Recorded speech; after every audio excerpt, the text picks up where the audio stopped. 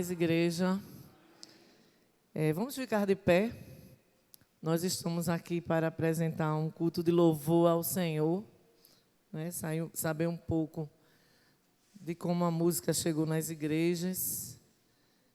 Mas é um culto de adoração, é um culto de louvor ao nosso Deus. É o que nós podemos fazer de melhor para Ele. Então vamos orar nesse momento. Deus e Pai, nós te louvamos por mais essa oportunidade de estarmos na Tua casa, louvando e engrandecendo o Teu nome. Recebe tudo que vai ser apresentado aqui nessa noite. É unicamente para a honra e glória do Teu nome e também para o saber da igreja. Nós te pedimos que Tu acompanhe todo o culto e que Tu use cada servo Teu que através do louvor fale ao nosso coração e ao coração de quem logo mais esteja ouvindo ou vendo esse culto. Permanece conosco, cuida de nós e recebe tudo que vai ser ofertado agora. Em nome de Jesus, amém. No mês da música, né, novembro, eu vou dizer uma vez o tema e a gente vai repetir. Em todo tempo louvarei ao Senhor. Vamos juntos? Em todo tempo louvarei ao Senhor. E louvor, sabe o que é? Expressão de alma. A alma, quando está alegre, ela louva. Então, vamos estar alegre em todo tempo. E a divisa louvarei ao Senhor em todo tempo. O seu louvor estará continuamente na minha boca. Amém? Amém. Nós passamos para André, né, que irá começar com o primeiro hino. Nós podemos dizer que isso é um tributo ao cantor cristão, né? Pena que a igreja não está lotada para aprender um pouco da letra, da história das músicas que nós sempre cantamos, entender um pouco como a música chegou na igreja, né? Mas os meninos estão aí gravando e depois a gente vai sair enviando para as pessoas aprenderem também um pouco de como foi que a música chegou na igreja e a perfeição que é hoje o louvor.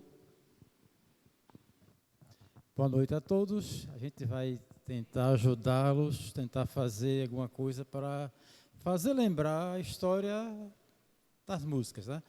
E aí não é só o cantor cristão, é a música das igrejas evangélicas.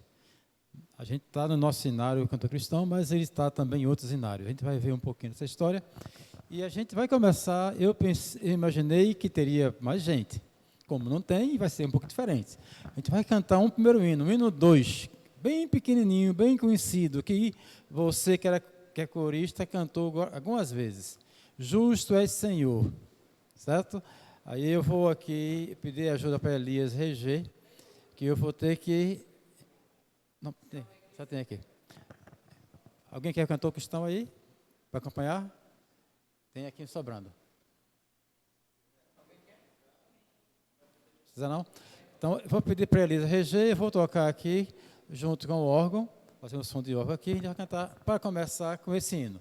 Esse hino, eu não preparei a história dele para a gente trabalhar. Queria pensar de outra forma, mas não vai dar para fazer como eu imaginei. Mas vamos cantar ele para começarmos a nossa adoração nesse momento aqui. E isso é um verso de um salmo. É o Salmo 145, se não estou errado.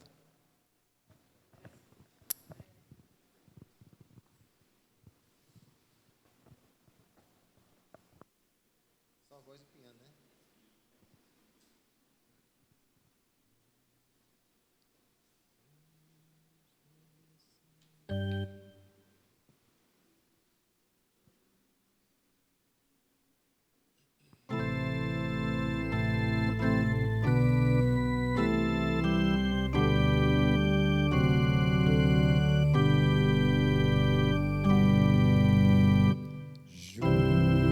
Justo és, Senhor, nos teus santos caminhos. És digno em todas as tuas obras.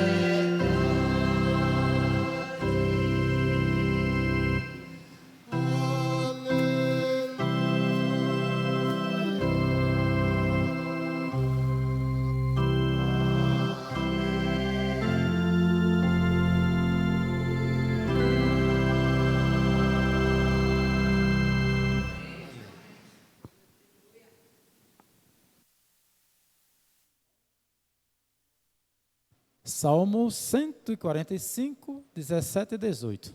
Esse é o texto dessa música. Queria fazer uma oração diferente dessa vez. Uma oração que talvez você não tenha feito nenhuma vez. Essa oração, eu fiz esse tipo de oração lá em Santa Catarina, faz um tempinho já. Eu acho que Chapecó, lá no extremo oeste de Santa Catarina. A oração é: você vai orar com um pedacinho de um hino que você tem na sua mente. A sua oração vai ser essa. Vou pegar um pedacinho do hino, não é um hino todo, é só um pedacinho. Você vai orar com esse hino, com esse pedacinho. Vamos começar? Qual é o seu hino da sua oração?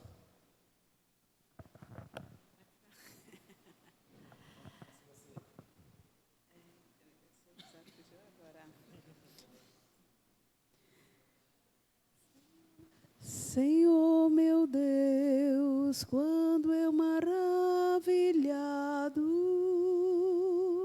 fico a pensar no teu grandioso ser. Outro? Quem que é o próximo? Precisa cantar, só A falar pelo menos. melhor oração é o amar.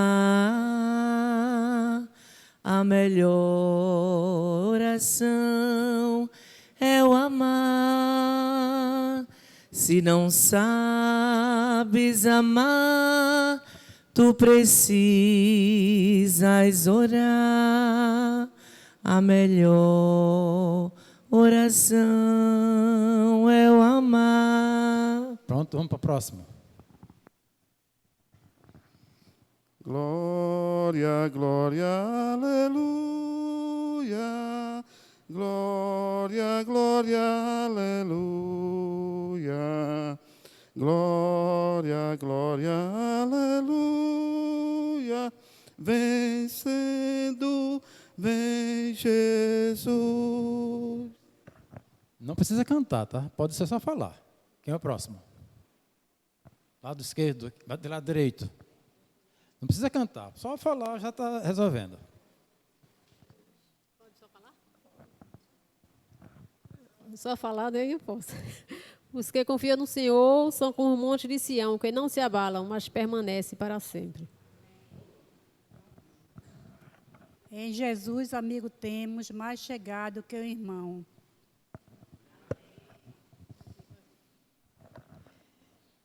A ti, ó Deus, fiel e bom Senhor, eterno Pai, supremo benfeitor.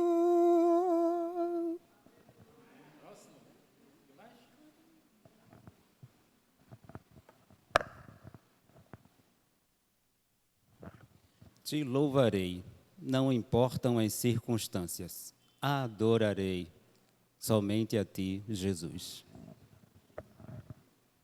Tem mais um aqui? As ondas atendem ao meu mandar, sossegai. Seja o encapelado do mar, a ira dos homens, o gênio do mal. A oração está maior do que eu imaginei, tá? Mas é bem essa a ideia. Perceba que isso são coisas que você canta e que está na sua mente. Às vezes a gente está lendo, às vezes a gente está guardado na nossa mente. Aí quando chega aquela dificuldade, vem aquela música para a gente lembrar. Então, essa é a ideia que se passa com os hinos. Alguém quer fazer mais? Alguém tem mais uma música para lembrar aí? Tem, eu levo para o microfone. Sem problema. Tem mais um aí? O que acontece? Vamos seguir o planejamento, tá? Aí, no planejamento que eu organizei, Justo Senhor foi a ideia. Agora, tem outra coisa que eu queria fazer hoje. Antes da gente começar a história. Vocês vão escolher um hino. Não sei qual é. Escolhe um aí para a gente cantar. Qual vai ser? Pode falar. Mas canta a ti. Mais grato a ti. Qual é o número desse hino? Não recordo qual é o número. Mais grato a ti, faz... É isso, né? Que hino é? Qual é o número dele? Não recordo. Alguém me ajuda aí, procurando no Cantor Cristão, esse hino. Então, o que acontece? A nossa mente vai estar inundada de hinos, de músicas que a gente vai usar durante a vida, né? Mais grato a ti. Deixa eu procurar aqui. Alguém encontrar, me avise. Qual é o número dele? Acharam? Da harpa.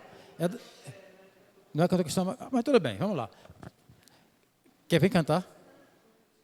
Eu não recordo direito. Sem a letra não dá. Então, vamos escolher um outro que seja conhecido? Tem a letra aí? Outro? Tem? Pronto.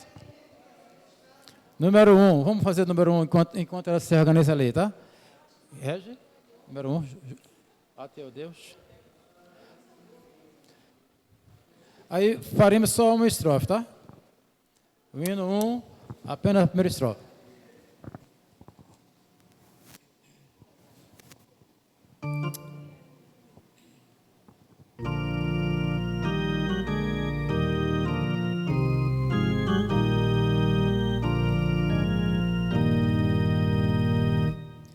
A ti, ó Deus, fiel e bom Senhor, eterno Pai supremo benfeitor, nós os teus servos vimos dar louvor.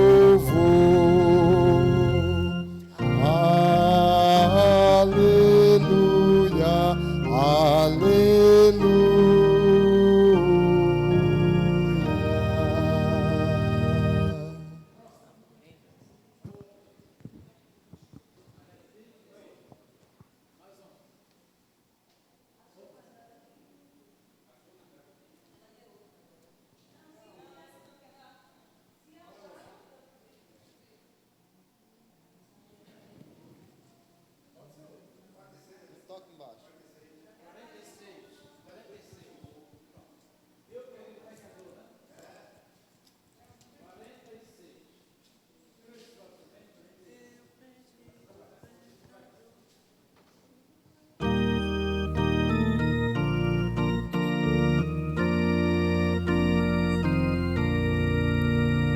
Eu perdido pecador, longe do meu Jesus, já me achava sem vigor, a perecer sem luz.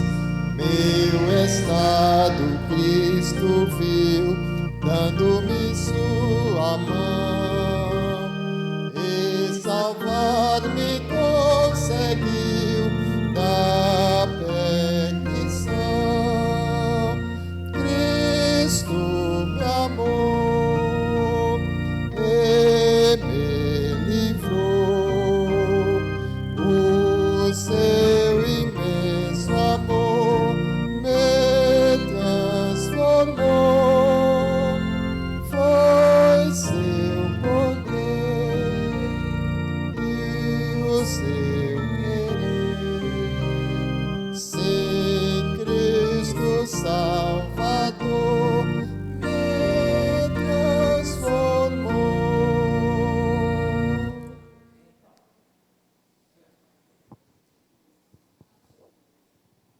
Vamos iniciar pensando em algumas situações da história da história do canto cristão e então uma relembrada nessa parte. O Brasil, eu quero fazer um paralelo também, a gente tem que analisar algumas situações que a gente tem que reportar ao tempo passado para lembrar, para saber os contextos que foram as coisas acontecendo. O Brasil batista está com quase 150 anos, é isso, de tempo no Brasil como batista. E aí, 20 anos desses 150 anos, a gente não usou o cantor cristão.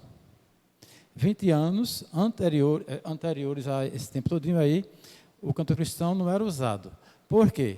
A história vai contar o seguinte, que a gente teve os primeiros missionários aqui, as primeiras batistas, na nossa denominação batista, chegando lá em Santa Bárbara, em São Paulo, e sendo americanos que vieram para o Brasil falando inglês, e aí eles não tinham contato com o povo ainda, e aí era muito fechado aquela organização, trouxeram os inários dele e utilizaram aqui.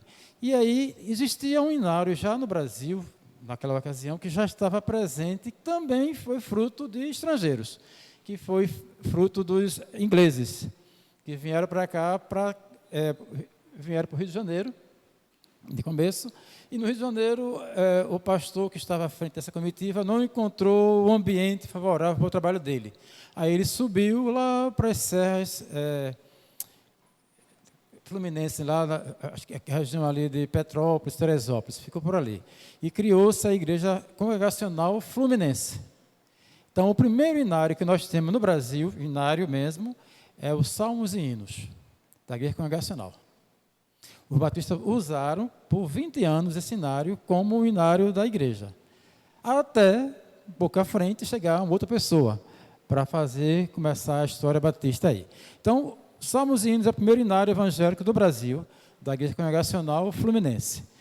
O seu escritor, né, quem preparou o inário, foi Robert, né, no inglês lá, Caley, e a esposa dele, Sarah Caley. Foi usado por 20 anos antes do cantor cristão estar presente nas igrejas batistas. E a igreja batista não tinha ainda também formalizada. Aí a primeira igreja batista brasileira veio lá um pouquinho depois, lá em Salvador. A gente recorda dos 100 anos que a gente foi participar aí, daqui de Pernambuco, mas já tem mais tempo lá no Brasil. Então, se deve a Salomão Luiz Gisgobo. Esse nome é complicado, tá? Que o nome do camarada, Salomão e Luiz, vieram para portuguesado. Né? O nome dele mesmo ele era um judeu russo. Um judeu russo. Que história é essa? Um judeu russo. O que acontece? Criação judaica é toda, aliás, judaica, ele se converteu ao cristianismo e foi expulso da família. Deixaram ele, não quero você aqui mais. Isso é muito comum, né? Era muito comum. E estamos falando de que ano? 1890, ele chegou no Brasil. Um pouco antes disso, dessa época aí, ele saiu da Rússia para estudar na Inglaterra, fazer tipografia. A profissão da época, tipografia. Foi fazer lá, fazer trabalho de preparar livros e matérias assim. A profissão da época era essa. Era a família, pelo que informei, rica, e aí ele foi para lá, e lá foi quando ele se converteu ao Evangelho. Veio para o Brasil, chegou no Brasil em 10 de junho de 1890. Mas antes de vir para o Brasil, ele era russo, foi para a Inglaterra, se converteu na Inglaterra e veio como missionário para o Brasil, através de uma junta de lá da Inglaterra, mas passou primeiro em Portugal, para aprender a falar português. Passou 6 meses lá em Portugal. Veio para o Brasil, chegando aqui em 10 de janeiro de 1890, ele não era batista ainda. Ele veio pela Igreja Congregacional. Certo? Veio para a Igreja Congregacional e veio ajudar o pastor Caley, o Robert Caley, lá no trabalho no Rio de Janeiro. Só que, chegando no Brasil, ele passou um tempinho, conheceu a fé batista, e se converteu para a Igreja Batista. Se batizou em Salvador, e aí tem um pouco mais da história aí. Quando ele chega no Rio de Janeiro, dentro do navio, ele olha para a cidade e vai analisando tudo, relembrando tudo que passou nos tempos da perseguição lá na Inglaterra, lá na região da Rússia também, fugindo de lá, vem para cá, e aí ele vai lembrando de tudo que Deus trabalhou com ele nesse tempo, e ele escreve assim: ele escreve assim, uma parte da escrita dele que eu consegui ver foi: chuvas de bênçãos teremos. E aí ele dizia assim: até agora as bênçãos que recebi foram somente gotas, em face às chuvas de bênçãos que hão de vir. Então, o primeiro hino produzido por ele, em português, foi Chuvas de Bênçãos, 168, cantor cristão. Você, quando cantar agora, vai lembrar desse, que foi o pai do cantor cristão, chamado assim. Esse irmão, Salomão Guizgo, viveu no Brasil ficou trabalhando. Então, ele se batizou no Salvador, certo?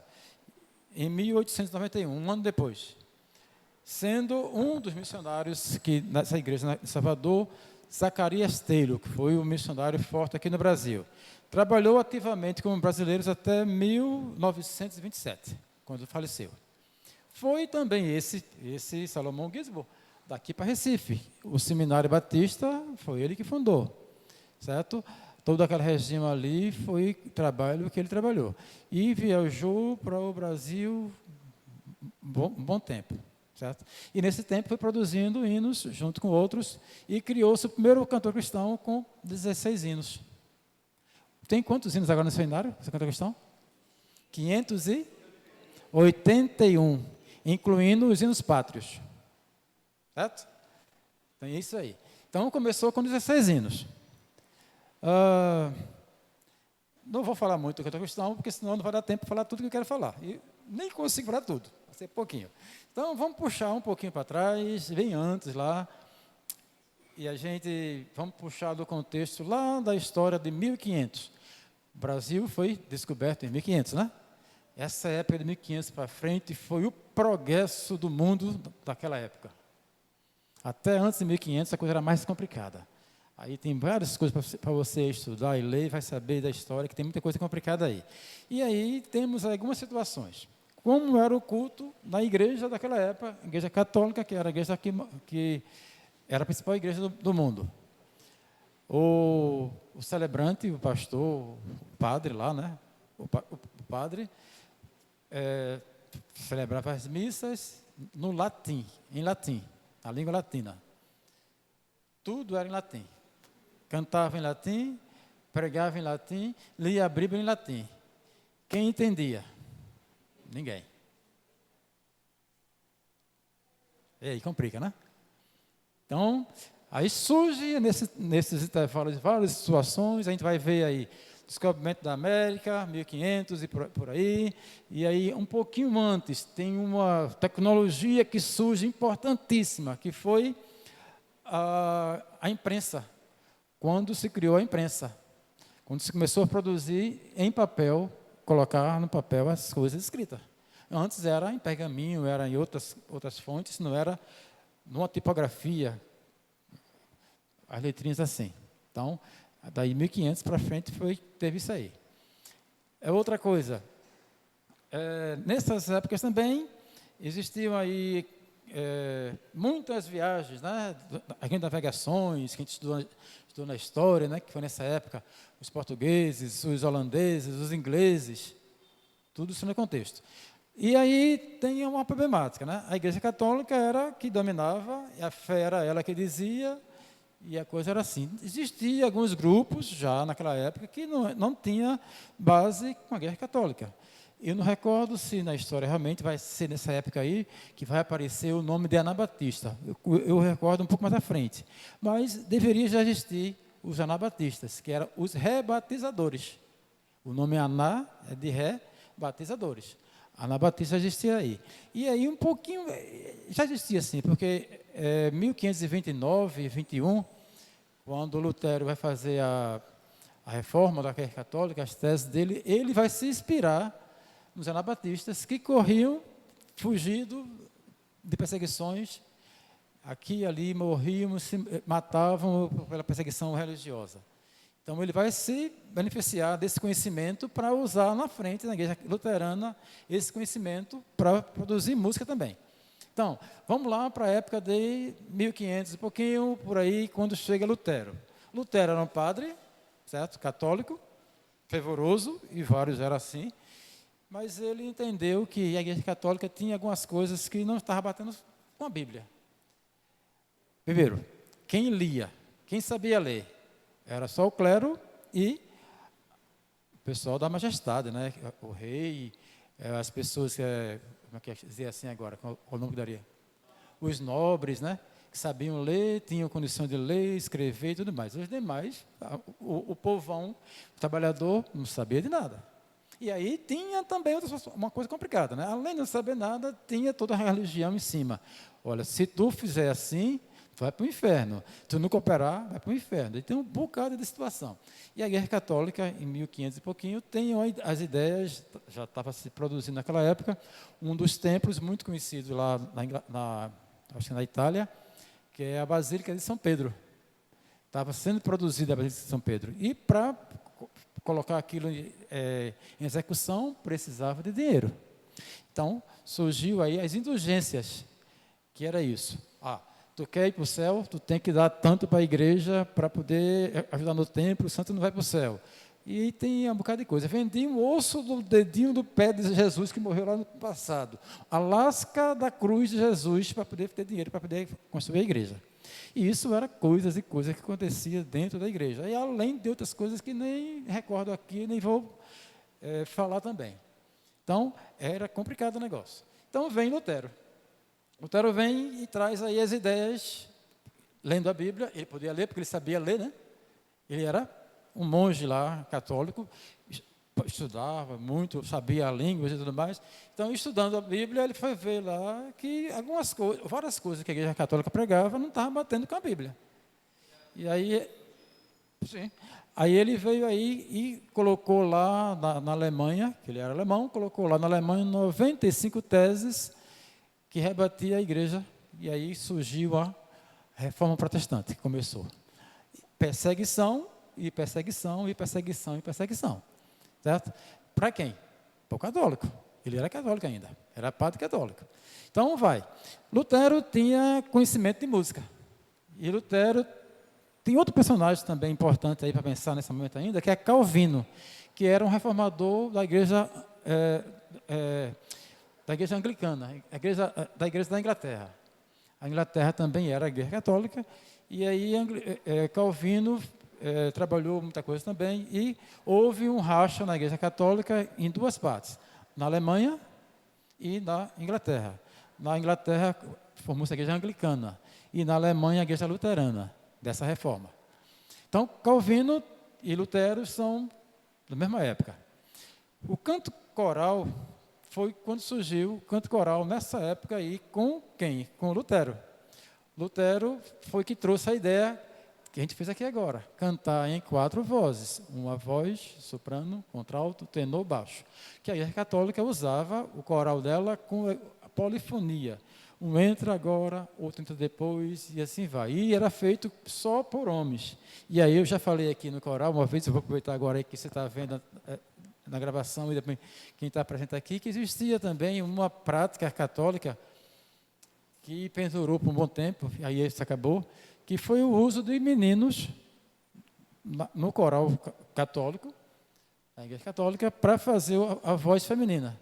Não tinha lá no coral mulheres, só eram homens. Então, os meninos, que na época, a história também vai contar que havia muito menino na rua, muito menino sem pai, por causa das guerras, por causa das doenças, e morriam homens muito cedo, o pai e mãe morriam cedo, ficavam órfãos. A Igreja Católica pegava esses meninos e deixava lá no orfanato. O orfanato também nessa época. E aí tinha orfanato de menino e de menina. E os meninos eram trabalhados com a voz para cantar no coral católico. Só que, quando chegava a idade de mudança de voz, castrava os meninos. Ele era castrados para manter a voz dele de menino, de criança. Isso foi prática até um certo tempo. Esses meninos aí também saíram, esses castratos aí, que é chamado castrato na história, saíram da Igreja Católica e foram fazer lá depois, participar das óperas. Aí os cantores de ópera, a voz mais aguda, eram esses castratos. certo? Também era uma prática também lá do passado. Mas a Igreja Católica não tinha mulheres no canto congregacional, no canto dela, coral, né? E aí o que acontece? Lutero vem e traz a ideia do canto coral, e aí o canto coral entra na Igreja Luterana. Mas tem algumas coisas. Falamos o quê? Que quem sabia ler eram os nobres e a igreja, certo? O povo não sabia. Quando Lutero assume a igreja, ele faz algumas modificações. Quando a reforma católica, da igreja católica reformada, né, que foi com Lutero, teve algumas modificações nos pensamentos. Primeiro, o povo precisava entender o que o pregador pregava. Não na língua latina, mas na língua que o povo entendia. Então, Lutero precisou pregar em alemão, o povo dele. E aí tem um problema. É outra coisa que aconteceu. Ele produziu a Bíblia e entregou ao povo. Mas para quê? Não sabiam ler. Então teve que se criar formas de ensinar o povo a ler. Então daí surgiu até, não é bem falado que é esse termo aí, mas as escolas dominicais surgem nessa época também. Ensinar o povo a ler. Certo? Lutero tem outro pensamento. Peraí. A gente tem que firmar a fé desse povo com hinos, com cânticos. E aí foi que a forma coral surgiu para ajudar o povo a lembrar. E aí tem um hino muito conhecido dele, né, que a gente vai cantar já já, que é Castelo Forte. Agora, algumas implicações dessa reforma para o mundo e para a igreja.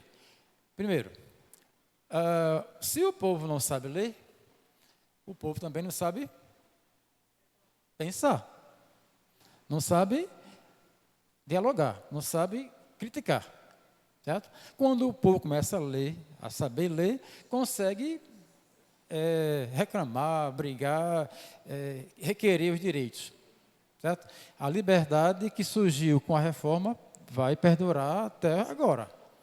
Aí essa liberdade vai da religião, mas também vai do campo da educação, que o povo tem que aprender a ler, escrever e tudo mais. Amadurece o pensamento crítico das pessoas, que antes que só quem pensava, falava, era quem lia, escrevia. Então agora o povo tem essa possibilidade, certo? Então, a música que ele criou foi possivelmente entre 1521, alguns dizem que foi 1521, ou 1529. Ele fez várias músicas, mas uma das músicas conhecidas dele, qual é? Castelo Forte, que é baseada no Salmo 46. Vamos cantar essa música agora? Mas antes eu pedi a participação de Ana aqui, que ela vai ler o primeiro texto ali, tá, Ana? Lutero e a música. Deve-se a Martinho Lutero grande influência sobre a história do mundo com a reforma protestante do século XVI. A liberdade religiosa que temos hoje foi fruto dessa reforma, bem como a grande difusão da Bíblia e da leitura e ensino. Lutero foi um reformador da então Igreja Católica da época. Claro que, devido à sua busca mais profunda por Deus, não conseguiu realizar sua tarefa, visto que se levantou sobre uma grande perseguição. Formou-se com isso a Igreja Luterana. A história desse monge é muito rica e deve ser estudada com maior intensidade. Lutero teve no culto da Igreja Reformada, principalmente, a ideia do canto coral. Lutero alicerçou a Igreja em 3 pontos importantíssimos: na Bíblia, na liturgia em língua vernácula e na música. A missa católica, por anos, foram ministradas em latim. O canto congregacional não era utilizado na missa. O povo não sabia ler nem entendia o que se falava na missa.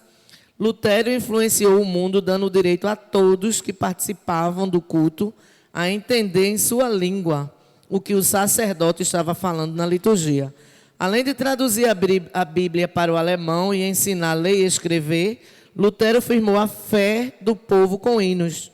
Isso é o começo do que se chama hoje de canto coral.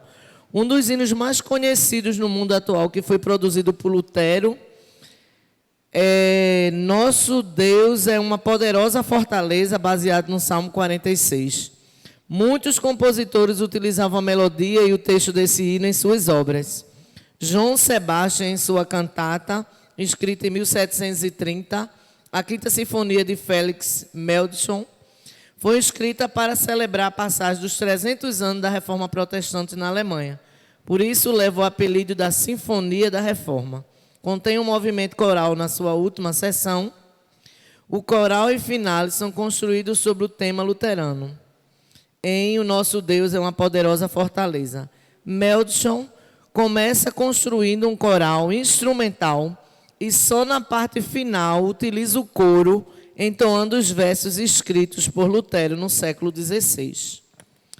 E os hinos são exclusivos do Inário.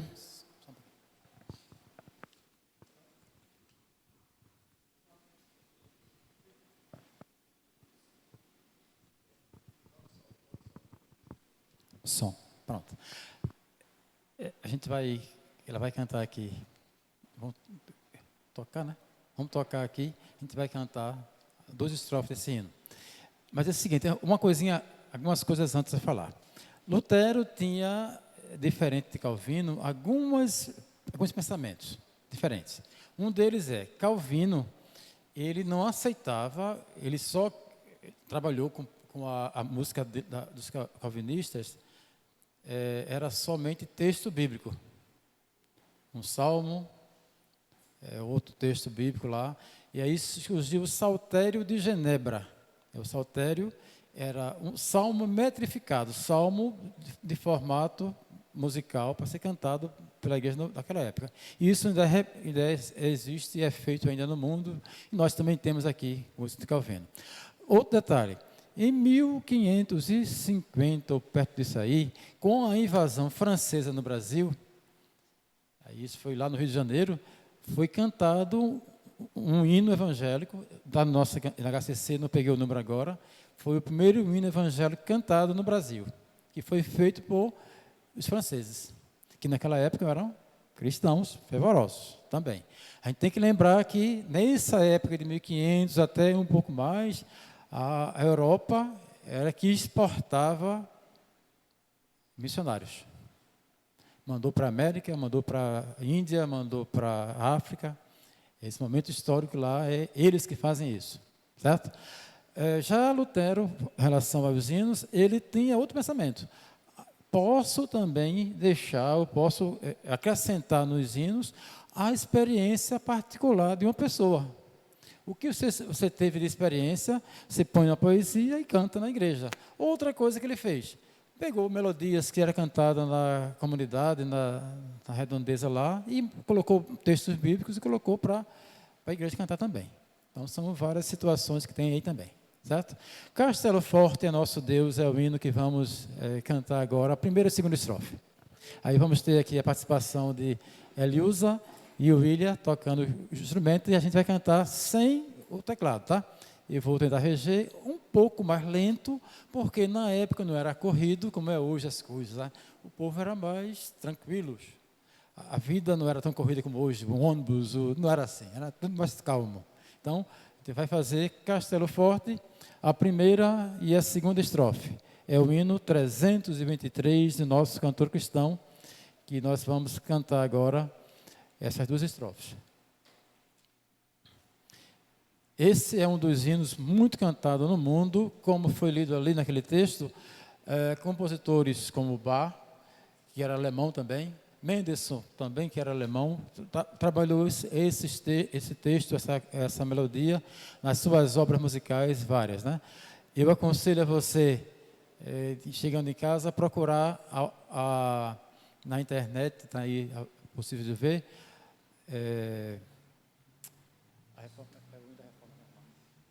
a Sinfonia da Reforma, de Felix Mendelssohn. Muito bonito, muito rica. Lá no final tem o hino do Castelo Forte.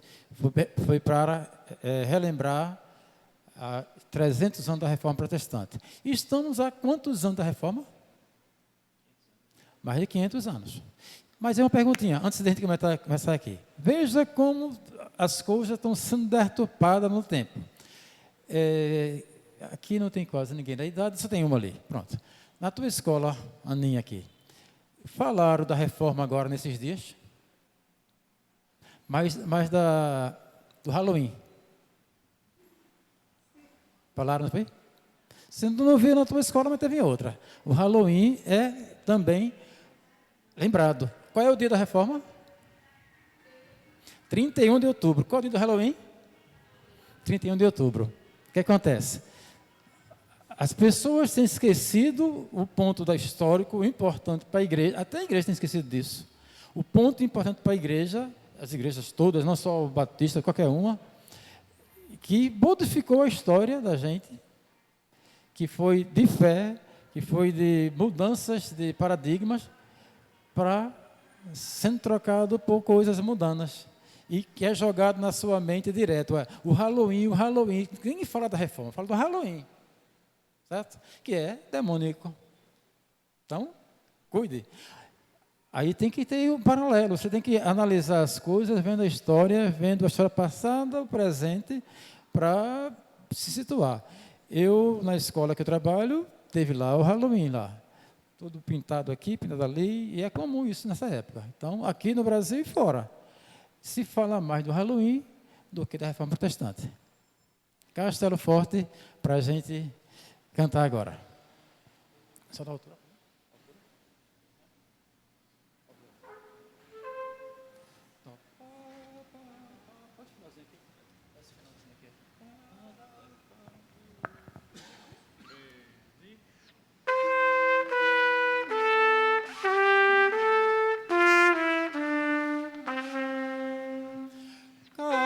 Castelo forte, nosso Deus, espada e boa espada,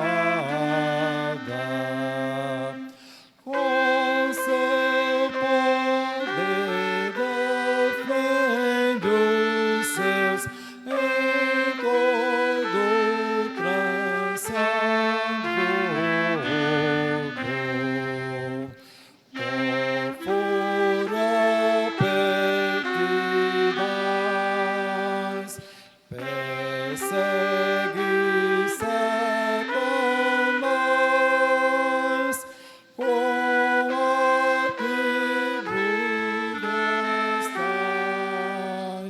E as tuas não cruéis,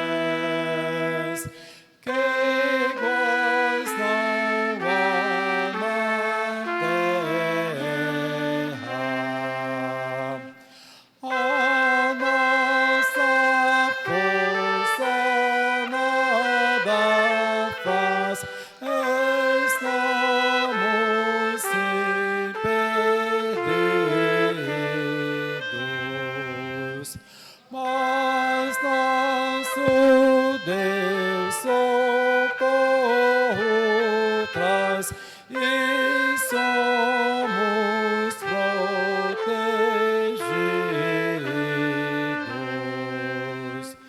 Defende-nos, Jesus, o que venceu na cruz, Senhor dos altos céus, e sendo o próprio Deus, triunfa na batalha.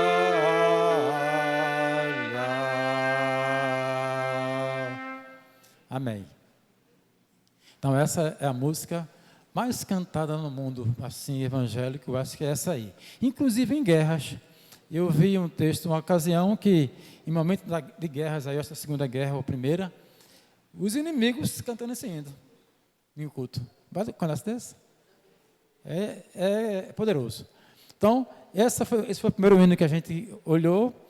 Então, a história de Lutero, a história, um pouquinho lá do cantor cristão, a reforma, e agora vamos partir para o mais recente, né? Eu peço a participação de Ana novamente para ler 2 textos ali, e a gente depois vai seguir.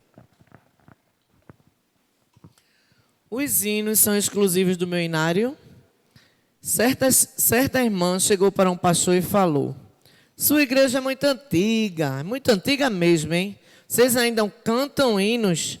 A resposta do pastor com um ar de ironia foi: realmente somos. Usamos até a Bíblia. Muitas pessoas têm perguntado por que tais e tais igrejas estão cantando os hinos da sua igreja. Pensam que as músicas são do seu inário e não podem ou devem ser cantadas por outros grupos e outras igrejas. Quero me reportar à história para ajudar vocês a entender estas coisas.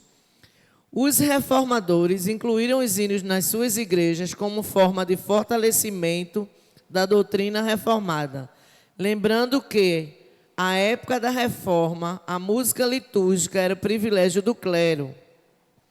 O povo não tinha acesso à Bíblia e nem participava da liturgia como fazemos hoje. Na missa, a congregação, além de não entender nada, a missa era em latim, também não participavam do culto. Com a reforma, houve duas coisas que são importantíssimas salientar: a Bíblia na língua vernácula e o inário. Estou falando do século XVI, época de Calvino e Lutero. Para Calvino, esta música teria que ser singela, os textos serem retirados da Bíblia, salmos e outras passagens bíblicas, e sem instrumentos. Daí surgiu o Saltério de Genebra, um inário contendo os salmos metrificados, ou seja, medidos. Com Lutero, que era músico, as ideias foram a Bíblia na língua vernácula e o inário com outras características. Lutero, conhecendo o poder da música, fundamentou alguns princípios importantes para a igreja. Além de colocar a Bíblia na língua do povo, firmou a pregação com o uso dos hinos. Introduziu a forma coral em 4 vozes. Continuou com o uso dos instrumentos no culto. Incentivou a produção de hinos e cânticos de produção humana, da experiência da própria vida do crente. Hoje temos vários inários com textos antigos ou novos, melodias de várias fontes na língua do povo, para servir de apoio à pregação. As igrejas mais antigas são identificadas por seu inário. Elas confirmam sua fé com a Bíblia e com os cânticos do seu inário. Embora haja diferentes confissões em uma mesma denominação, estas diferenças não existem no inário da mesma. Exemplo, o cantor cristão, inário batista, é compartilhado por vários grupos e diferentes de batistas brasileiros. Colossenses 3,16. Habite ricamente em vós a palavra de Cristo. Instruí-vos e aconselhai-vos mutuamente em toda a sabedoria, louvando a Deus com salmos e hinos e cânticos espirituais, com gratidão em vosso coração. Em Efésios 5,19 nós encontramos: falando entre vós com salmos, entoando e louvando de coração ao Senhor com hinos e cânticos espirituais. Cega, porém talentosa. Algumas pessoas são incansáveis na obra de Deus. Poderão dizer como Paulo: combati o bom combate, completei a carreira e guardei a fé. Um personagem desse é francês, Fanny Jamie Crosby, de quem cantamos alegremente muitos hinos. Se seus problemas são grandes e você acha que são únicos, quero lhe mostrar a história dessa serva dedicada. Assim que nasceu, perdeu o pai e com 6 semanas de nascida perdeu a visão devido a um erro médico. Ela teria tudo para ter uma vida infeliz, vida difícil, sem condições financeiras, cega, mas era uma mulher feliz. E sua felicidade vai ser demonstrada em quase 9.000 poesias. Sua oração quando criança era: ao entrar no céu, o primeiro rosto que gostaria de ver era do meu Salvador. Aos 15 anos, ingressou no Instituto de Cegos de Nova York, ficando ali por 35 anos como aluna, posteriormente como professora. Nessa escola, encontrou Alexandre Van Alstyne, músico e cantor com quem casou. Na mesma ocasião, a vida trouxe-lhe as maiores aflições que uma pessoa pode enfrentar: a perda de um filho, a criança ser o único filho e morreria ainda pequena. Crente e fervorosa, sempre participativa nos cultos da Igreja Episcopal Metodista em Nova York, tocava harpa e piano. Durante seus profícuos 94 anos, serviu a Deus com a sua arte. Chegou a usar 204 pseudônimos, mesmo morando em lares simples, sem uma remuneração adequada, vivia modestamente e dava muito do que recebia aos outros. Não se gabava de sua fama, pregava nos púlpitos de grandes igrejas, amava o trabalho missionário. Que nos inspire a poesia de Fanny e alegres cantemos: vivo feliz, sou de Jesus. Façamos as obras daquele que me enviou enquanto é dia. A noite vem e não poderemos mais trabalhar. Tá. A Fanny Crosby, ela tem participação no Cantor Cristão e vários hinários, e esses são vários hinos que ela tem no Cantor Cristão, várias letras que ela tem. Ela escrevia, mas também ela conseguia também fazer outra coisa, né? Fazer música. Deixa eu encontrar aqui, se eu não esqueci. Está aqui, um ponto mais que eu guardei para falar dela. Essa melodia que a gente vai cantar agora, conhecidíssima, né? Vivo feliz, pois sou de Jesus. É um hino muito cantado na Igreja Batista e nas igrejas evangélicas aí. Eu, fazendo o contraponto com a Igreja Presbiteriana, o texto que eles têm lá é um pouco diferente no estribilho. E ele diz assim: canto essa história cantando assim, Cristo na cruz foi morto por mim. Conto essa história cantando assim, Cristo na cruz foi morto por mim. A nossa tradução é diferente, e aí eu consultei aqui o Wesley para saber do original para o português se existia muita diferença. Ele disse que é muito próximo. A tradução para o Brasil foi muito próxima. E a tradução é uma coisa muito complicada. Pegar do inglês, que tem um formato de palavra, de acentuação, e traduzir isso para português, que tem outras formas, a nossa língua é mais complexa em certos sentidos, tem que adaptar. Não dá para pegar o pé da letra, o texto, e jogar para o português. Então, mas a Fanny Crosby teve participação em várias músicas, 9.000 letras assim, e essa história dessa música diz o seguinte: numa noite, a compositora da melodia, Phoebe Palmer, e o restante não sei dizer o nome, que é complicado de falar, a sua amiga, né, amiga de Fanny Crosby, foi visitá-la. Durante essa visita, Phoebe tocou uma melodia assim.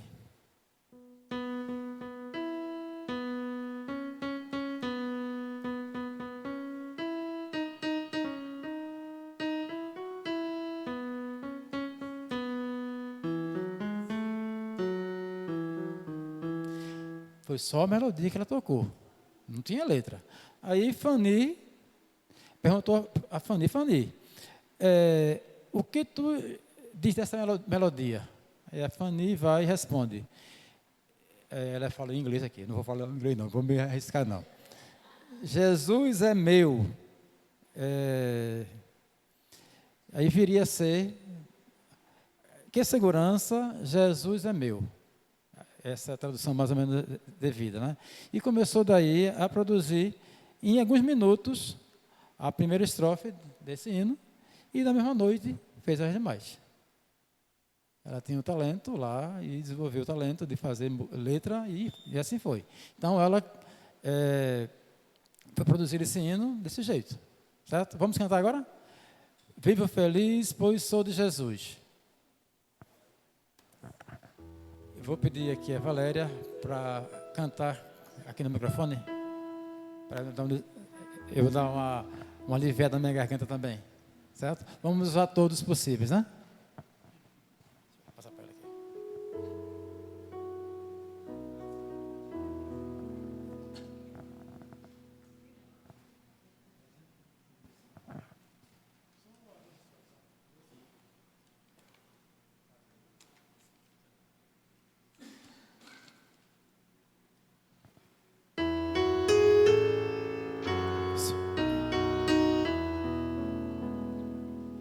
Vivo feliz, pois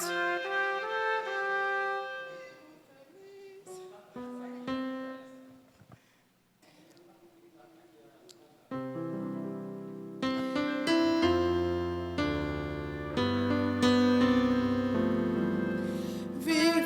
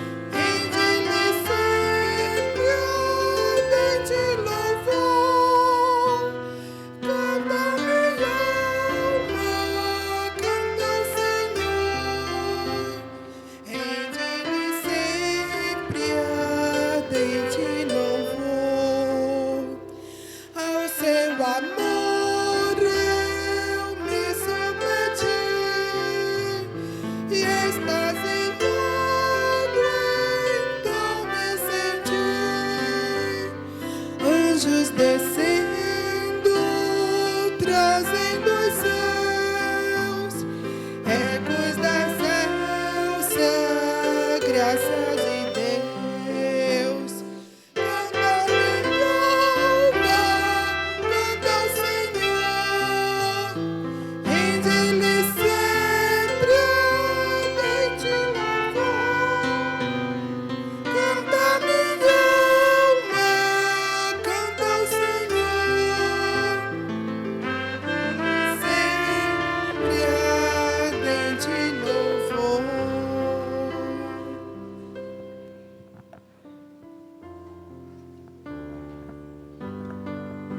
Quem canta isso se alegra, né? Dificilmente quem canta isso triste. E a mulher era cega, viveu 94 anos, não foi coitadinha, foi uma serva fiel. Agora, eu queria que você orasse pelas igrejas americanas. Está ficando difícil, difícil. A igreja da Europa acabaram, sim. Eu estava em Curitiba anos atrás e o pastor falava lá que a internet hoje ajuda a gente, né? A gente vai conseguir ver coisas assim. As igrejas da Europa viraram depósito de batata, viraram bar, foram vendidas para os muçulmanos e as igrejas lá estão fechadas, paradas. Começou vindo de lá a transmissão do evangelho para os missionários. Hoje estamos daqui para lá. Os americanos foi o próximo grupo a enviar missionários. Enviaram para aqui, para ali, foi assim. Agora, não mandou mais. A vez é de quem agora? Do Brasil. O Brasil está enviando missionários para toda parte do mundo. Então, a gente tem que orar pelos americanos, tem que orar pelos a Europa. O pastor, qual é o nome do pastor agora? William, aquele que estava lá. O pastor Ney Ladeia, que foi aqui de Recife, aqui do seminário, hoje é pastor nos Estados Unidos, pregando para os americanos lá. Batista brasileiro, indo para fora pregar lá, porque lá não tem mais quem, as igrejas estão fechando. O pastor que trabalhou em Curitiba, ele falava, era professor de inglês também, e ele falava que a cada dia, a cada mês lá, vários pastores batistas, vários pastores evangélicos nos Estados Unidos deixam o ministério, porque não tem com quem fazer nada.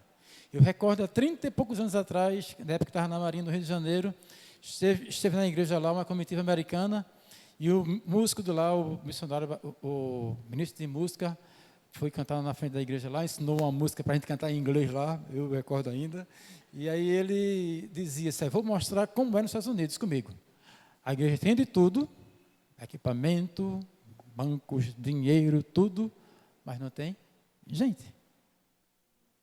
Infelizmente é assim. Não tem gente. Aí ele dizia lá que ele gravava, naquela época, faz 30 anos atrás, gravava uma voz, gravava outra, tocava o instrumento e juntava tudo para cantar no domingo, que não tinha quem fazer. Não quem fazer. Os batistas de lá mandaram para o mundo todo gente para fazer o serviço. Agora estão tudo assim. O filho do irmão Mauri, Ezequiel, que é conhecido da gente aqui, falando comigo, disse assim, perguntou o ex-sogro dele, né, como é que é lá? Porque o senhor aqui não prega aqui, lá nos Estados Unidos, que o sogro dele era da igreja, parece que, congregacional aqui em Recife, estava aqui, e foi para lá, que era canadense, né? E chegando lá nos Estados Unidos, ele morando com o sogro lá, por que você não prega aqui? Não pode pregar. Então, além de guerras que os americanos participaram durante os anos, eles não mandam mais ninguém e as igrejas têm ficado complicadas. A igreja de Fanny Crosby é episcopal. A igreja episcopal, eu vi um vídeo que eu não vou comentar aqui, mas que, olhe, um vídeo da igreja lá, de um pastor falando em uma situação que é complicado. Eu recordo de uma, não sei o nome dela, eu encontrei com essa senhora lá na Casa Santa Rita, ela querendo ir para o hospital de fraturas. Ela é americana. Aí eu falando com ela assim, senhora de fora, eu sou americana, eu sou missionária aqui, da igreja episcopal dos Estados Unidos. Eu vim para cá porque eu não aguento ficar lá. Não dá para pregar lá. A coisa está séria. certo? Então, a gente está num momento histórico difícil no Brasil, talvez de perseguições vindo, mas nós somos o celeiro de missionários para o mundo hoje. Olhe isso com um olhar diferente, certo? A Europa não tem mais missionários, não tem mais igrejas quase. Algumas têm ainda alguma coisa. Pronto, agora na guerra da Ucrânia com a Rússia. Quem está salvando aquele povo lá? Só Deus. Certo? E lá eles têm vivenciado um evangelho forte nesses anos, a Ucrânia. Mas a coisa é difícil. Vamos partir para outra música. Essa música é conhecidíssima, você canta ela e gosta dela, eu acho que você vai gostar muito. E vou pedir participação aqui de Elilza para ela cantar o hino Sou Feliz, conhecidíssimo, né? Ela vai cantar agora, vai ser cantado, tá? Aí ela vai cantar e eu vou tocar com ela aqui esse hino dos estrofes e depois a gente canta junto, certo?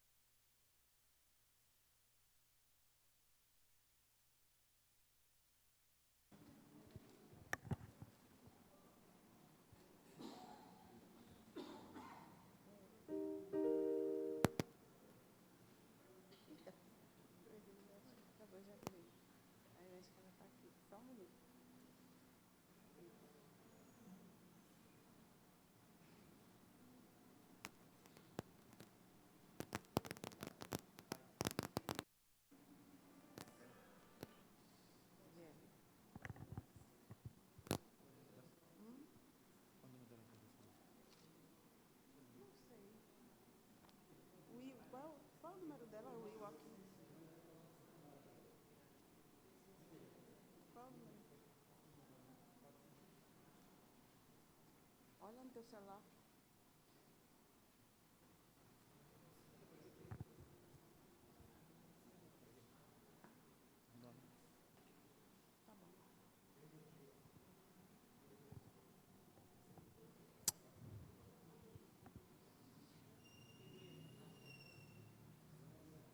Já?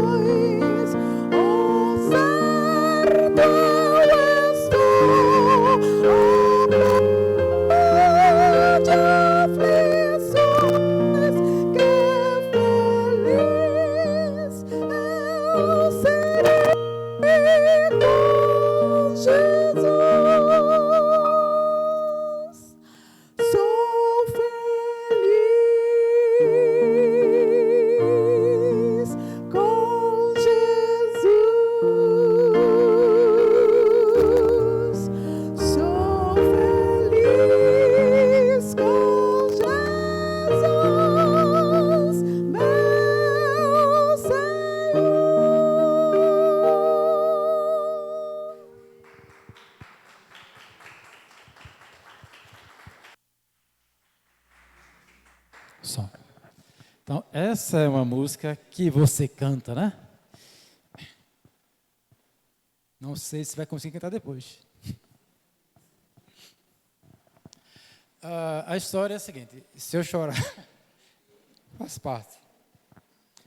A história conta que esse irmão que fez essa música, ele era um advogado e era comerciante lá nos Estados Unidos, na região de Chicago. Eu não recordo agora bem na geografia americana onde fica, mas vai ficar mais para cima, a região mais fria dos Estados Unidos. E em 1870, ele perdeu o único filho que ele teve, menino. Em 1871, houve uma perda financeira para ele e para as pessoas lá, porque aconteceu um incêndio lá que matou 250 pessoas e desabrigou 90 mil pessoas em um incêndio.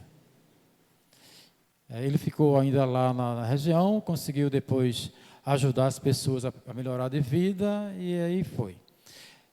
Primeiro foi a morte de um filho, o único filho menino que ele teve, e essa questão financeira. No dia 22 de novembro de 1873, nesse intervalo aí, ele manda para a Inglaterra, ele iria também, mas ele não foi, para a Inglaterra, para encontrar com um pastor lá americano, que estava em pregações lá na Inglaterra.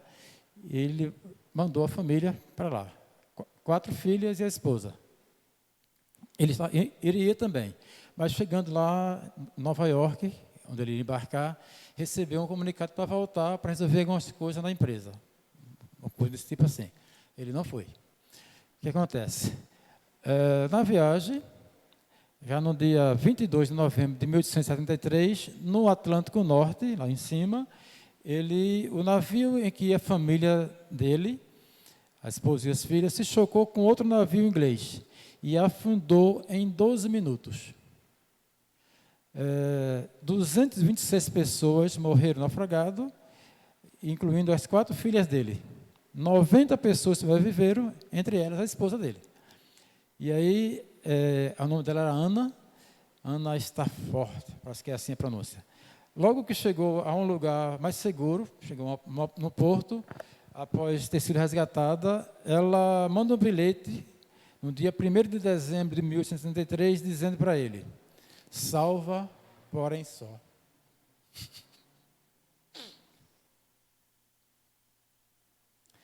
Salva, porém só. Imediatamente, ele recebeu esse recado lá, né? Ele pegou um navio e foi encontrar com a esposa, né? No caminho da viagem lá, no mar lá, chegou lá, os marinheiros disseram: foi aqui, nessa região, que afundou o navio. Ele então desceu o porão do navio e começou a escrever o texto que ela cantou aqui agora, que eu nem vou ler.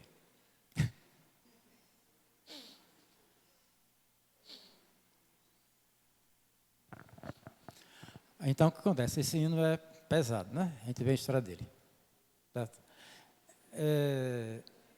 Como Deus renova as forças, esse irmão, com essa irmã também lá, passados alguns anos, se restabelece, né? Consegue melhorar a situação emocional e tem mais uma filha. E foram missionários por um tempo lá na região das Arábias. Não sei qual país agora que já foi. Então, ele ainda trabalhou depois na causa, mesmo tendo sofrido tanto assim. Então, vamos cantar agora o restante do hino. Eu não vou tocar. Então, eu peço para que quem vai cantar agora, que vai reger, que assuma, que eu não consigo, não. Então vamos fazer a 3ª e 4ª estrofe do hino, tá? É um hino muito cantado, muito conhecido, porém é bem pesado saber da história, né? 398, a 3ª e 4ª estrofe desse hino.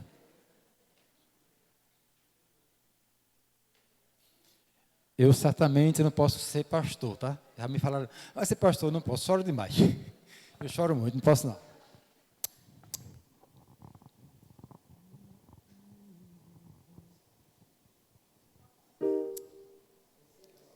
terceira e quarta estrofe.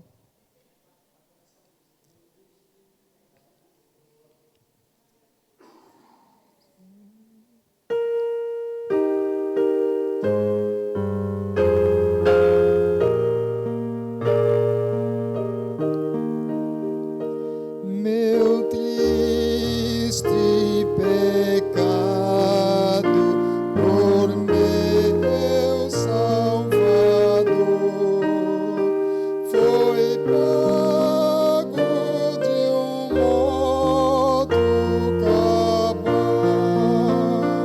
Valeu, meu Senhor, ó Messias sem igual. Sou feliz, graças dou a Jesus. Sou feliz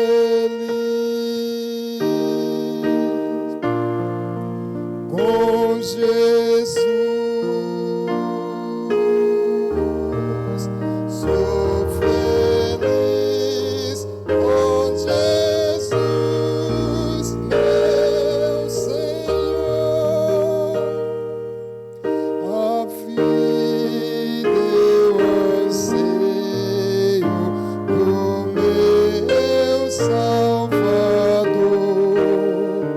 Em breve virá me levar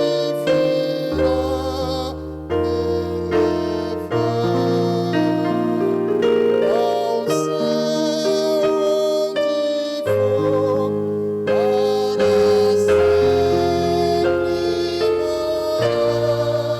Sou feliz na luz do Senhor. Sou feliz com Jesus. Sou feliz com Jesus, meu Senhor.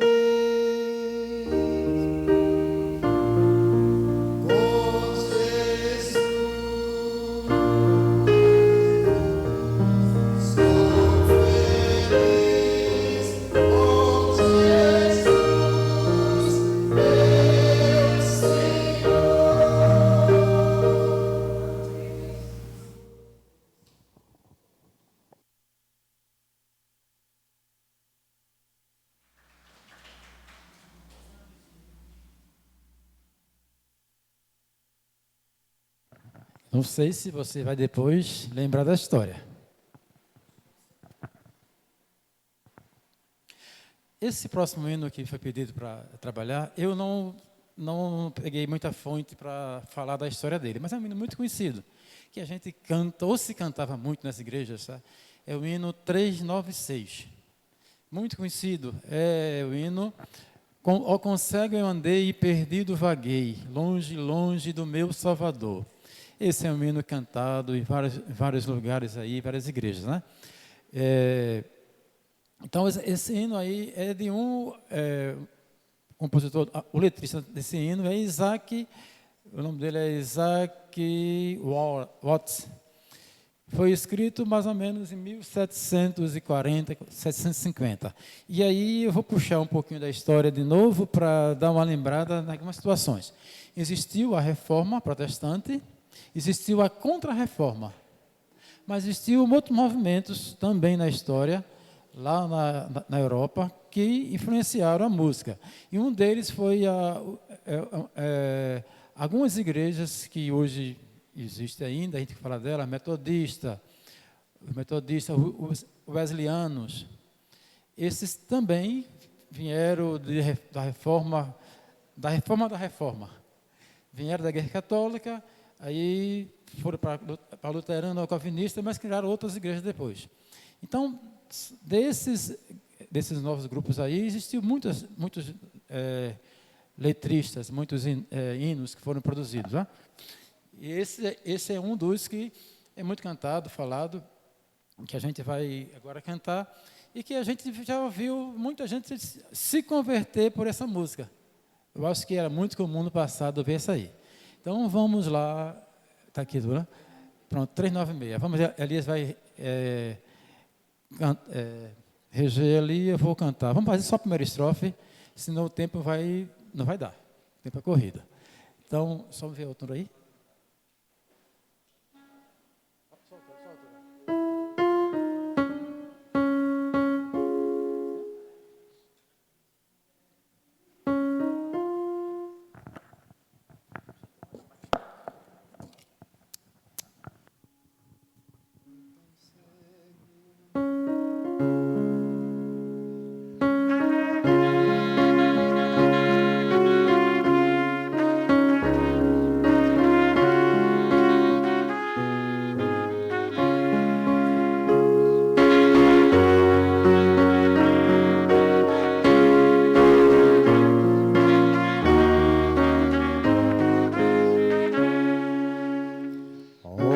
cego eu andei, perdido vaguei, longe, longe do meu Salvador. Mas da glória desceu e seu sangue verteu para salvar um tão pobre pecador. Foi na cruz onde um dia eu vi meu pecado castigado em Jesus. Foi ali pela fé que meus olhos abri e agora me alegro em sua luz.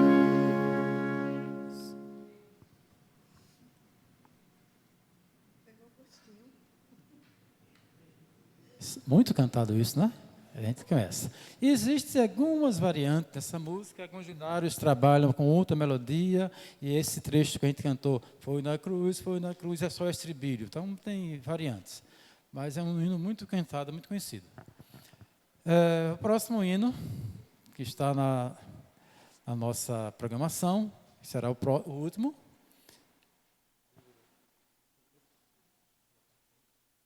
Certo? Esse próximo hino aqui é um hino muito conhecido, você vai lembrar. Agora, esse hino tem algumas implicações. A igreja não está, ela está convivendo, está trabalhando no mesmo tempo que as demais pessoas do país, do mundo. Certo? Nós não estamos vivendo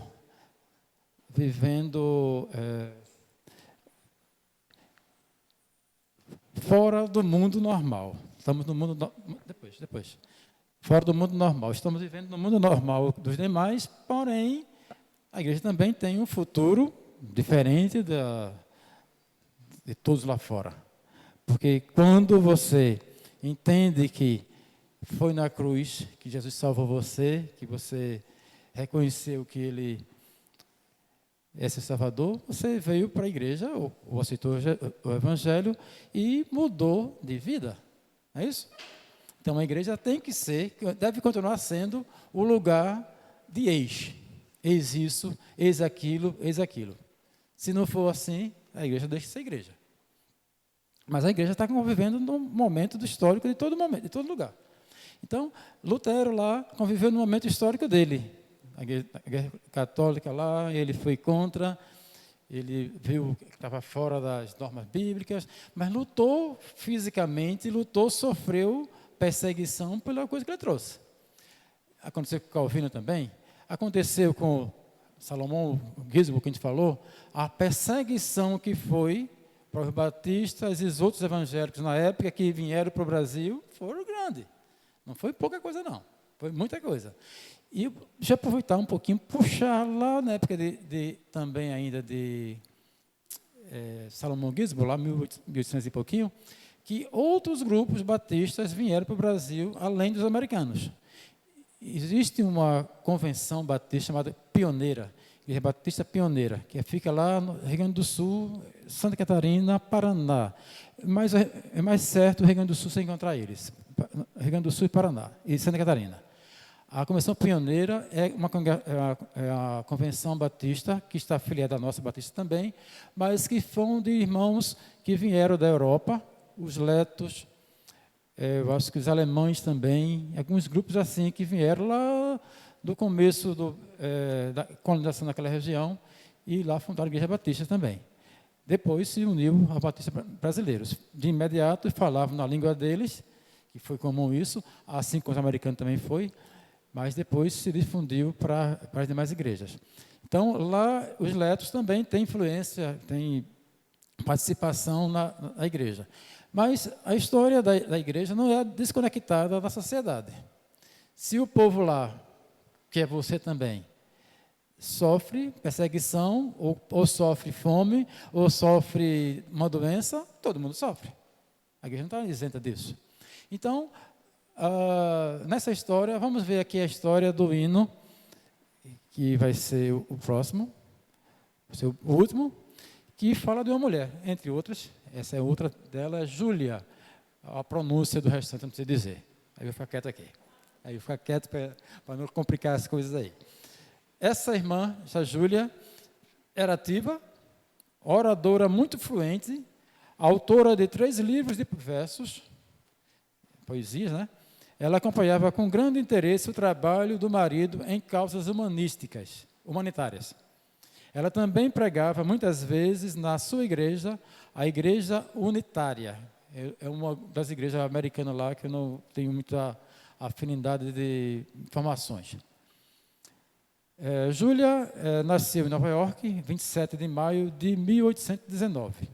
Filha de um bancário, Júlia, desde cedo em sua vida, mostrou muito talento poético. Com 17 anos, publicou seu primeiro volume de poesias. Só que em 1819, ou um pouco mais depois, surge nos Estados Unidos uma guerra. E essa guerra também estava por aqui também. É um contexto histórico parecido, na mesma época. Aqui nós estávamos ainda na época de Dom Pedro II, por aí, Dom Pedro I, aí me desculpa aí essa memória para tudo isso aí, mas nessa época tínhamos aqui também os escravos. Aqui negros e lá também negros. Estados Unidos. Aí lá, enquanto cá, Estados Unidos aqui no Brasil, existiam pessoas querendo que esses negros fossem libertos. E ela era uma dessas. Então a Júlia, ela vai ser uma dessas mulheres que vai batalhar para a libertação dos escravos americanos. Só que lá, diferente daqui, enquanto aqui foi uma autorização, né, da princesa Isabel, de agora em diante estão todos livres, lá teve briga. Há uma guerra civil, que durou alguns anos. Então, e tem mais, né? Tem que lembrar disso também. Os americanos, a maior parte deles são evangélicos, que vieram de onde? Da Europa, lá do passado.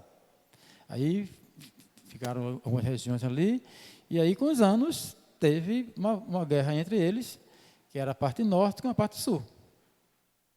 E essa guerra aí morreu muita gente e por aí vai a Guerra Civil Americana.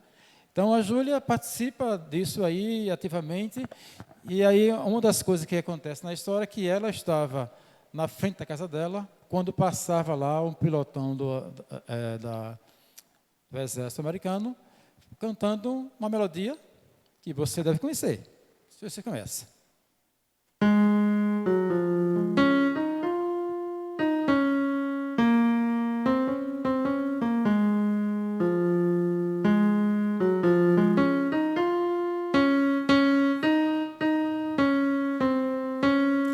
Você conhece assim, com essa letra, né? Mas não era essa letra.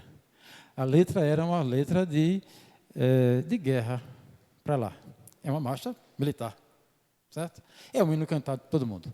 Aí um pastor dela chegou para ela: ô Júlia, por que você não escreve uma coisa melhor?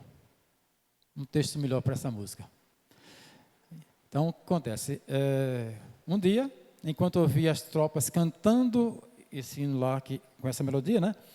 Um visitante do casal, o pastor da sua igreja anterior, conhecendo a sua habilidade, a de Júlia, de poetisa, virou-se para Júlia e desafiou: por que a senhora não escreve palavras decentes para aquela melodia? Farei isto, ela respondeu.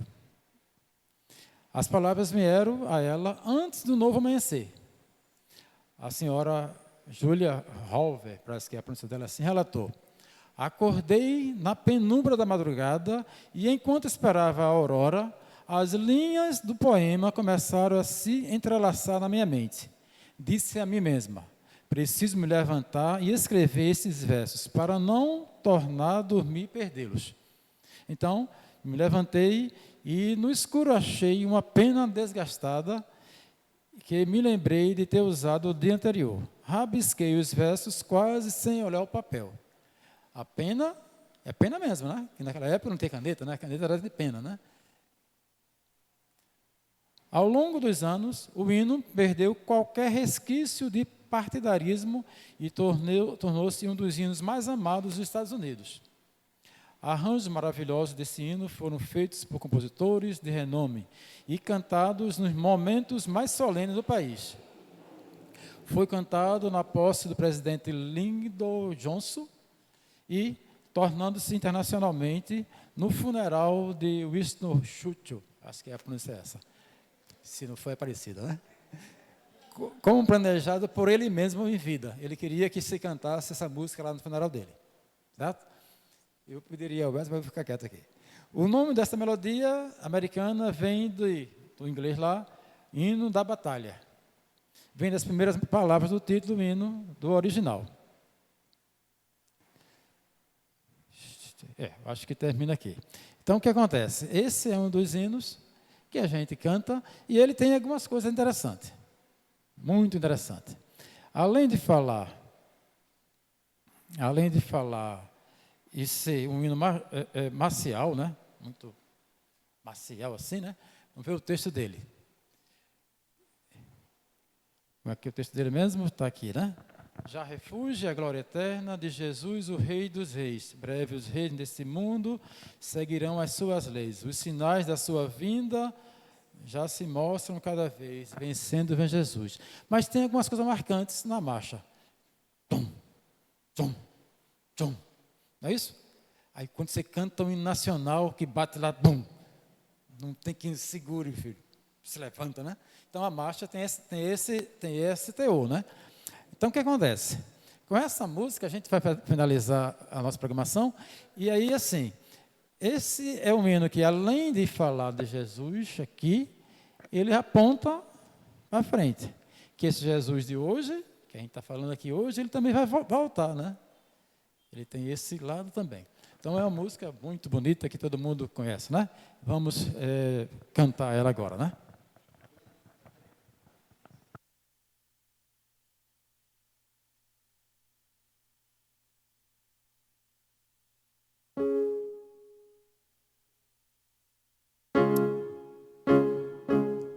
Vamos cantar em pé, irmão. Vamos cantar a primeira e a última estrofe.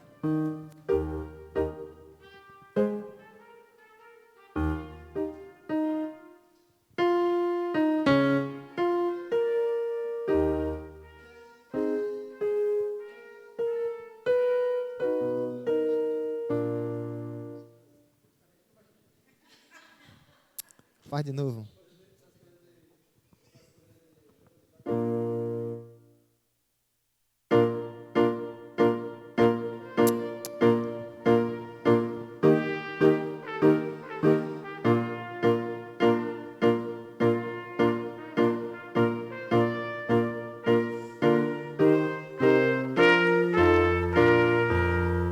Já refúgio a glória eterna de Jesus, o Rei dos Reis. Breves reinos deste mundo seguirão as suas leis. Os sinais das suas vindas mais se mostram cada vez. Vencendo vem Jesus. Glória, glória, aleluia.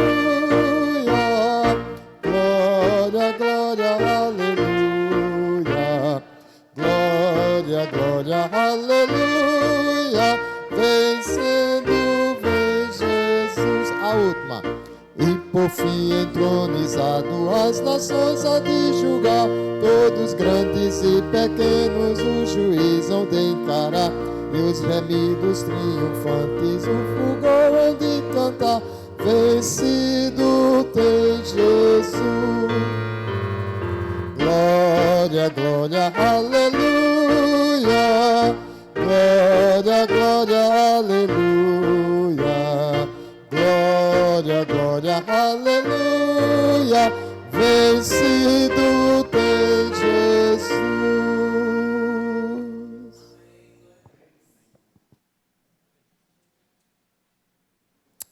Esse é o momento mais difícil, né? O momento da gratidão, né? Quero agradecer aí a meu irmão André. Antes de André, eu quero agradecer a irmã Ana Costa. A irmã Ana foi quem nos deu essa ideia, né? Ela foi a mentora desse momento, de certa forma, e por isso nós a convidamos para iniciar dirigindo a programação. Então, agradeço ao irmão André, que também aceitou o convite que é meu irmão e foi meu primeiro professor, né? O irmão William e a irmã Elisa, que eu sou terrível de guardar o nome, mas tive que dar uma filada ali, viu? Né? E assim, o irmão André tem uma memória de elefante, né? Tem muita informação guardada. E eu acho isso muito importante. Embora eu não tenha esse conteúdo todo na minha cabeça, mas eu acho importante e isso é muito bom, né? Então, quero agradecer a participação dos irmãos, né? Como foi falado no início, a gente esperava que viessem outras pessoas, né? A igreja estivesse aqui com mais gente.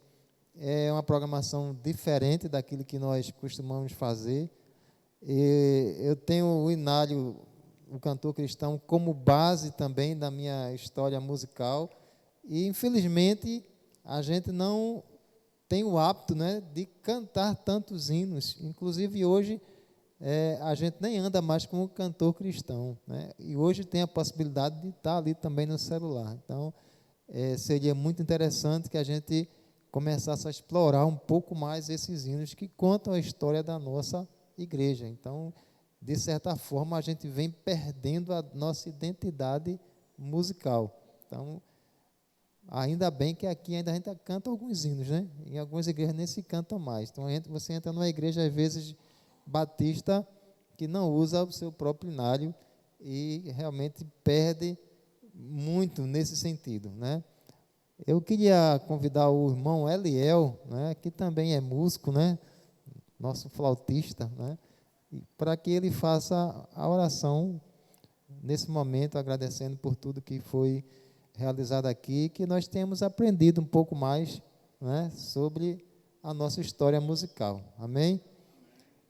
Antes dele fazer essa oração, né, próximo sábado, nós estaremos com a equipe de louvor, ou talvez uma parte dessa equipe, na Igreja Batista em Dois Irmãos, numa programação lá, que é sempre realizada e nós sempre participamos. Nós queremos lançar o convite à igreja também. O irmão que quiser participar e estar presente lá, né, a programação deve começar às 19 horas. Então, estão convidados. E no dia 26 de novembro, ainda não foi confirmado mesmo, eu irei depois repassar a informação para os irmãos, mas provavelmente nós teremos aqui um quarteto fazendo uma programação especificamente com música de quarteto. Não sei se vem um ou dois, mas se vier um, vai ser uma bênção. Se vier dois, vai ser uma bênção ainda maior.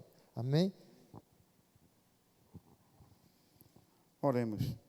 Nosso Deus e Pai que está nos céus, santificado e exaltado seja sempre o teu nome, Senhor. Quando nessa noite, ó Pai, nos reunimos, Senhor, um intuito, ó Pai, único, de louvor e adoração ao teu santo nome, ó Pai. Através da música, ó Pai, através da música escrita, ó Pai, através da música explicada, Senhor, a história musical, ó Deus. Ó Senhor, continua, Senhor, nos abençoando, ó Pai, para que possamos valorizar ainda mais, ó Deus, os belos hinos, ó Pai, dos nossos hinários, ó Pai, do cantor cristão, do HCC, ó Deus. São melodias, ó Pai, históricas, Senhor, que traz, ó Deus, rastros, ó Pai, de sangue, ó Deus, e rastros de vida, Senhor, que ficaram relatados, ó Pai, através de milhares e milhares de anos, ó Pai. E hoje elas tornam-se vivas, ó Pai, porque Tua palavra, ela renova, Senhor. E a música também, ela traz um renovo, ó Deus. Continua, Senhor, abençoando a nossa igreja, ó Pai, musicalmente falando, ó Deus, abençoando nosso irmão André, nosso irmão Elias, ó Pai, nessa área musical, ó Deus, nossa igreja, Senhor. Abençoa também, ó Deus, aqueles que foram convidados, ó Pai, a irmã, ó Deus, que tocou também belas músicas, ó Pai, aqui, Senhor. Fica conosco, ó Deus, concedendo-nos uma semana, ó Deus, um final de semana abençoado, ó Deus, e um domingo maravilhoso, ó Pai, na Tua presença, Senhor. Guarda-nos em paz, ó Deus, e leva também-nos em paz, ó Deus. Em nome de Jesus, amém. Amém, irmãos. Obrigado aí pela participação de vocês.